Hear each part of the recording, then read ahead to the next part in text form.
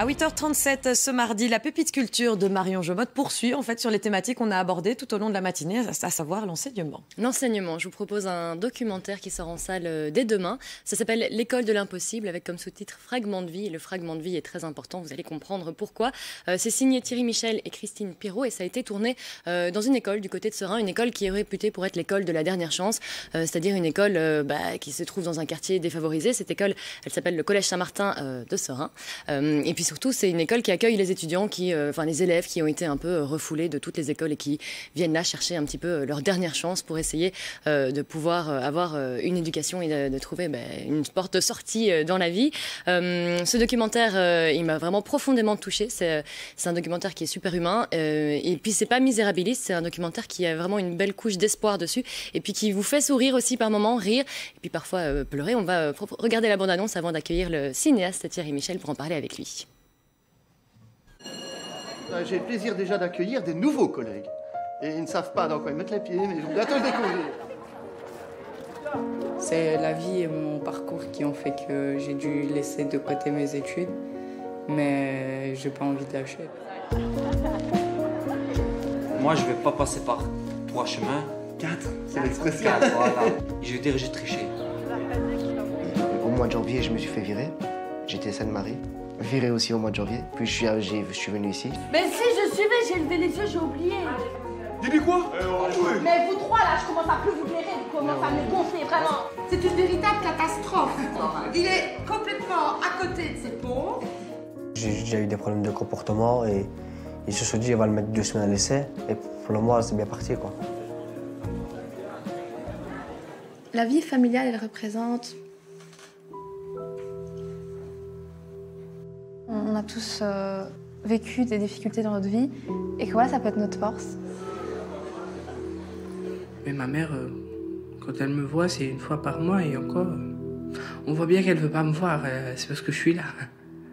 Pourquoi est-ce que tous ensemble, vous entretenez une image négative alors qu'individuellement, vous pouvez être terrible?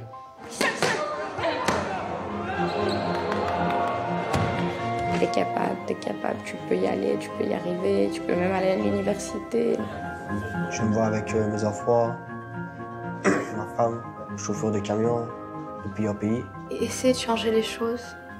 Peut-être avocate, j'aimerais vraiment bien devenir avocate. J'aimerais un jour pouvoir entendre à la télé un scientifique belge a réussi à trouver le traitement. Et ce serait bon. Et finalement, on n'est pas si mal non plus avec ces gosses-là qu'on aide, si on apprend à les décoder et à essayer de lire entre leurs mots et parfois leur violence. J'ai compris l'importance de l'école. C'est une sortie de secours. Déjà des frissons, rien qu'à regarder la bande-annonce. La bande-annonce de l'école de l'impossible, Fragment de vie par Thierry Michel, qu'on accueille ce matin. Donc bonjour et merci d'avoir accepté votre invitation. Notre invitation. Alors c'est important de le dire, vous avez passé 2 ans dans cette école. Alors c'était avant le Covid, vous avez filmé en 2018-2019. Vous avez vraiment vécu cette immersion avec votre caméra dans ces classes. Alors on a pu voir dans la bande-annonce, il y a une partie où c'est vraiment filmé pendant les cours, où je pense que les élèves oublient que la caméra est là. Et puis il y a une partie où c'est vraiment en face caméra et où ils arrivent à se confier, à baisser les armes et à montrer leur vrai visage, à raconter leurs histoires, des histoires qui sont parfois vraiment très dures. Alors comment vous vous êtes retrouvés dans cette école à faire ce documentaire? Mais je souhaitais faire un film après avoir fait mon précédent film sur des enfants en primaire, dans un quartier, une commune populaire, minière du nord de Liège, tous des petits enfants de mineurs. Je voulais prolonger par une école secondaire dans le sud de Liège, dans la région de Seraing, qui est dans la région de sidérurgie, où j'avais filmé la destruction du Haut-Fourneau. Donc la fin de toute l'ère industrielle qui a fait la richesse de la Wallonie. Voilà, et puis donc je me suis intégré dans cette école, j'ai eu toute liberté. C'est vrai que la direction m'a laissé filmer sans la moindre restriction. Vous avez tout de suite su que c'était cette école-là? Oui, parce que j'ai senti que ces jeunes-là étaient des jeunes en souffrance, mais aussi qui essayaient de se constituer un destin, de trouver leur identité, et de manière plus difficile que dans d'autres quartiers. Moi, j'ai des petits-enfants qui ont leur âge, donc, mais qui sont dans des autres écoles. Donc. Et puis, non, il y avait cette direction bienveillante, confrontée quand même à des jeunes de milieux sociaux vraiment défavorisés. Et l'équipe pédagogique, j'ai trouvé qu'il faisait un travail extraordinaire. Donc voilà, c'est... Et l'environnement, de toute façon, qui est serein, où j'avais fait un film déjà sur des jeunes il y a 40 ans qui s'appelait Chronique des saisons d'acier. Donc c'est un peu un retour parce que j'ai fait beaucoup de films à travers le monde dans de nombreux pays et continents.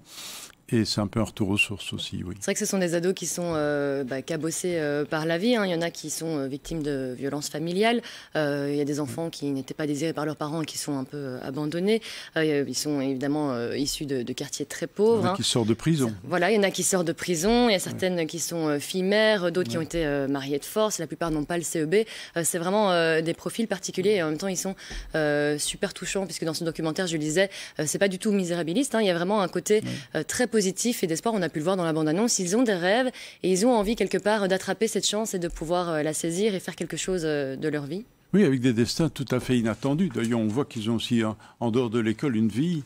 On va prendre elle est sur l'affiche, de Zélia. Elle est championne de boxe européenne. C'est incroyable. Alors qu'elle a une vie de famille extrêmement difficile. On n'en sait pas trop, mais c'est assez redoutable. Et il y en a d'autres qui s'affirment dans d'autres domaines. Alors aussi la question religieuse qui est apparue, que je ne m'attendais pas du tout.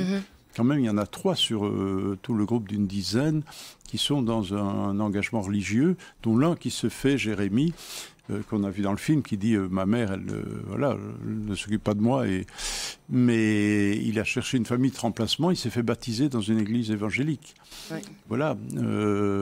Zélia, Jamila, jeune marocaine, qui dit j'ai un corps de fille, je suis un garçon dans un corps de fille, et qui reconnaît son homosexualité, parle aussi de la religion et parle de l'âme avec beaucoup d'émotion. Donc voilà, c'est des parcours totalement atypiques qui cassent tous les stéréotypes qu'on peut avoir sur les jeunes de banlieue, de jeunes qui veulent se forger un destin, lutter contre la fatalité sociale et exister tout simplement. Et qui trouvent une main tendue dans cette école et surtout un cadre qu'ils n'ont absolument pas dans le domaine privé, familial. L'école est le refuge pour eux, bien sûr, la société leur est hostile, c'est une évidence. Et il y a une inégalité sociale foncière, et une inégalité dans l'enseignement. Il ne faut pas se voiler la face. C'est très clair. D'ailleurs, une élève, à un moment donné, performe un peu, malgré qu'elle a eu 2 ans de déscolarisation, son père qui est mort d'overdose, et un professeur lui dit, écoute, je pense que tu dois aller voir ailleurs si tu veux réussir ta vie. Elle dit, je veux devenir avocate. Mais c'est pas en restant ici que tu vas devenir avocate. Il dit une chose terrible, tu sais, aucun des professeurs de l'école n'a mis ses enfants dans l'école. Voilà. Donc il y a des écoles à 2 vitesses. Et vous saviez que vous alliez trouver tout cela en intégrant cette école? Quel était le scénario de base et quel a été le scénario final? Oui, quand même, parce que je suis bien intégré dans la région où je vis, à Liège. Puis j'ai toujours traité ces questions sociales depuis mes tout premiers films. Quand je suis sorti de l'école, c'était à Charleroi, mes Pays Noirs, Pays Rouges, Chronique des saisons d'acier. Tous ces premiers films étaient dans ces milieux-là. Donc vous souhaitiez déjà déconstruire les stéréotypes qu'on peut avoir sur les jeunes, sur oui, ça je savais que... Voilà, parce qu'on voit bien des films de fiction de banlieue, mais il y a toujours ces stéréotypes, les rouleurs de mécanique. Il y en a, mais on ne les voit pas. Et je dirais même Moriba, qui est le costaud, qui pourrait être la terreur, dans la première interview où il craque en fait. Il craque parce que je lui pose une question sensible et que derrière le vernis de cette violence, il y a l'être humain dans toute sa fragilité. C'est un peu ce que le directeur Jérôme Chantraine dit dans la bande-annonce. Ensemble, vous donnez une mauvaise image, mais pris à part, vous êtes tous exceptionnels. Et dans ces moments où ils sont face caméra et où ils se livrent, on se rend compte que oui, c'est vraiment une façade qu'ils ont quand ils sont en groupe. Et puis, en fait, ce sont des êtres humains en souffrance et qui ont besoin qu'on les écoute. Ce qui est formidable, c'est que cette équipe pédagogique, et ce directeur connaît tous les élèves, il connaît le parcours de chacun, le prénom, et toute cette équipe va individuellement tenir compte de chacun pour aller trouver la richesse qu'il y a, la petite flamme ou l'étincelle à raviver pour sortir ces jeunes et leur donner une perspective, les structurer aussi. Hein. Voilà, donc, et en même temps leur apprendre que la vie sociale, c'est une vie collective et que l'école aussi est un lieu où il faut créer cette solidarité collective C'est la règle de la démocratie. Alors cette solidarité, elle va s'exprimer dans la révolte. Mais c'est intéressant, la révolte. C'est une manière de s'affirmer, parce que l'un des anciens de l'école va être tué alors qu'il veut faire un cambriolage dans un garage.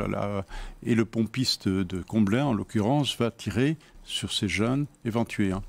C'est l'ancien de l'école. Et là, ça va créer un mouvement dans l'école extraordinaire, de révolte, on va dire, et ils vont sortir de l'école, ils vont aller manifester devant le tribunal de Liège face aux forces de police. Mais bon, ça veut dire que là, tout d'un coup, ils peuvent se souder sur une cause, parce qu'en fait, je n'ai jamais vu le moindre engagement politique chez eux, mais un engagement politicien, on va dire, mais un engagement social et collectif. Un engagement les coudes. Oui, bien sûr. Merci beaucoup Thierry Michel. Ce film, ce documentaire, L'école de l'impossible, il sort demain. Oui, dans les salles. L'a vu en avant-première. Elle nous l'a bien amené sur ce plateau. Merci, et merci à vous de nous l'avoir expliqué aussi. Quelle belle aventure. Merci à vous.